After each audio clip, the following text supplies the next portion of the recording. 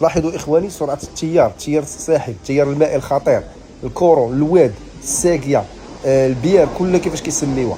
شوفوا هاد البلاصة هادي غرق هاد الأخ هذا في هاد البلاصة هادي اللي كيكون فيها الساقية، وجاب الله تبعوا ديك اللحظة المدخل ناجور ها هو دخل عنده، ها هو شادو تما باش غادي يخرجوا في هاد اللحظة هادي، ولكن ما غاديش يخرجوا منين دخل، لأن ما غاديش يقدر يخرجوا من ديك البلاصة لأن فيها الساقية.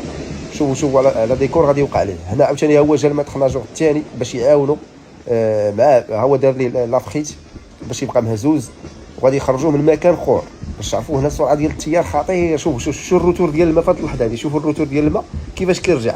شوف تما فين كيشكل داك الواد وكيشكل واحد الجران خطير. ها انتم غادي يبقاو دابا كيهضروا معاه مونسينو تما تيخرجوه في بر الامان، باش غادي يخرجوه ما غاديش يخرجوه من ديك الجهه، غادي يخرجوه من الجهه اللي من لهيه، هي اللي مسلكاهم هما ولاد المنطقه عارفين. شوفوا انتم هما راه غاديين معاه جنيبه جنب راه غاديين معاه بالجنب اللي راه ما مخرجينوش في نفس المنطقه، مخرجينو من اللي لان المنطقه فيها واد كتجر، البلاصه اللي دخل منها راه ما غاديش يخرج منها. انتم راه غاديين معاه جناب. شوفوا الجران هذا، شوف الجران كي داير، جران خطير هنايا. وجاب الله شافوه في الوقت المناسب ودخلوا عنده. ها انتم دخلوا عنده كيخرجوه جنب.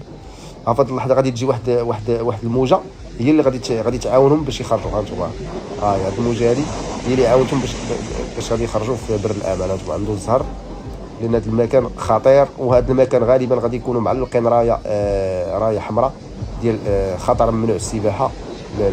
انتم والله اولا هذه سيده اللي كانت غارقه. شوف سيده. انتم دابا هذا الموج حتى هو عاونهم، والبحر هنا عندهم خطير في هذه اللحظه هذه. البحر هز من حسن حظها تعتقات.